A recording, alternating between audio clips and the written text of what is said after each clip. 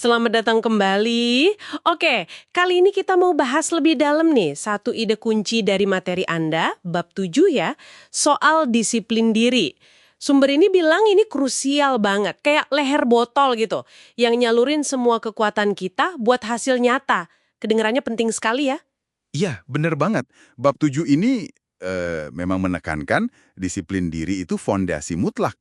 Ini bukan soal ngekang diri kaku gitu, tapi lebih ke gimana ya, meraih kendali penuh atas pikiran kita. Nanti tindakan ngikutin. Tanpa ini, prinsip sukses lain yang mungkin udah Anda pelajari, jadi kayak kurang nendang gitu. Intinya jadi tuan buat pikiran sendiri.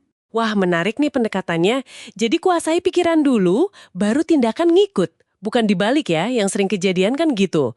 Coba kita gali deh, apa sih inti sebenarnya dari disiplin diri ini menurut bab 7? Intinya itu kemampuan buat ngarahin pikiran secara sadar. Analogi leher botol tadi itu pas banget loh. Coba bayangin semua potensi Anda, kayak tujuan yang jelas, keyakinan, inisiatif, itu kayak air melimpah. Nah, disiplin diri itu leher botolnya. Dia mastiin semua potensi tadi ngalir fokus, kuat ke tujuan, nggak tumpah sia-sia. Dia koordinator utamanya lah. Oke, paham. Nah, ini bagian yang saya penasaran banget. Soal ngendalin emosi. Di materi Anda disebut, kita perlu atur 7 emosi positif dan 7 negatif. Kalau yang negatif ya jelas lah ya, takut, benci, itu perlu dikendalikan. Tapi, kenapa emosi positif kayak cinta, antusiasme gitu, kok perlu juga diatur? Emang ada risikonya gitu? Nah, ini nih salah satu insight menariknya. Emosi positif yang katakanlah liar, nggak terorganisir, itu bisa sama rusaknya loh. Serius. Contohnya, antusiasme yang terlalu meledak-ledak tanpa arah bisa bikin kita ambil keputusan gegabah kan? Atau cinta yang buta, bisa bikin logika nggak jalan.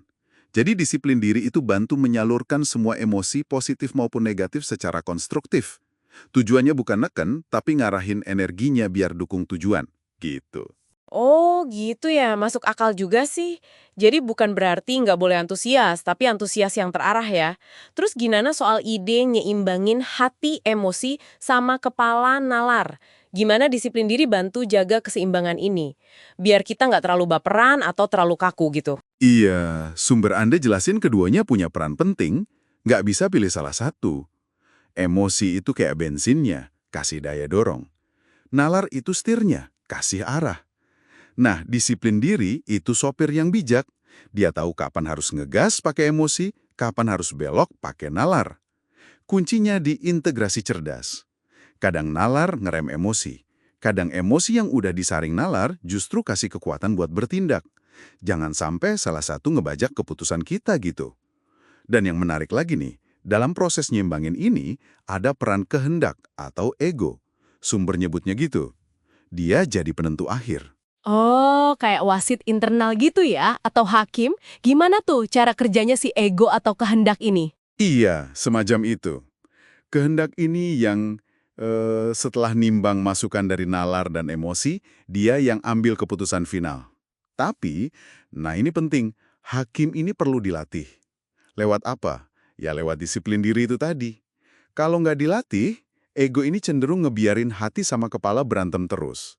Tapi kalau udah terlatih disiplin, ego jadi master yang bijak. Dia ngarahin keduanya buat kerjasama, bukan cuma wasit pasif.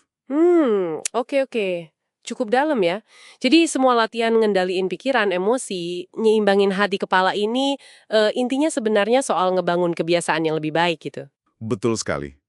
Ujung-ujungnya yaitu, disiplin diri itu ya proses sadar buat ganti kebiasaan mikir dan bertindak yang nggak bagus dengan yang konstruktif. Ini bukan sulap semalam jadi ya, tapi pembentukan pola baru yang sejalan sama tujuan utama Anda, sama sikap mental positif yang pengen Anda punya. Nilai logis, imajinasi, pabrik ide, hati nurani, kompas moral, dan memori, bank data. Disiplin diri itu kayak manajernya yang ngatur kerjasama keenamnya. Bayangin deh kalau semua departemen ini sinkron di bawah satu komando. Wah, kekuatan mentalnya pasti luar biasa tuh. Kebayang sih pasti kuat banget ya. Nah terakhir nih, ada tips praktis yang bagus banget di sini. Gimana kalau orang sekitar kita ngeraguin rencana kita? Kan sering tuh kejadian. Ah ya, sarannya simple tapi ngena. Jaga kerahasiaan rencana besar Anda, jangan diobral ke semua orang. Cukup ke anggota Mastermind Alliance Anda aja. Maksudnya, ya kelompok kecil orang terpercaya yang benar-benar dukung visi Anda, yang bisa kasih masukan bagus. Selebihnya, biarin aja tindakan dan hasil yang ngomong. Prinsipnya, bukti, bukan kata-kata.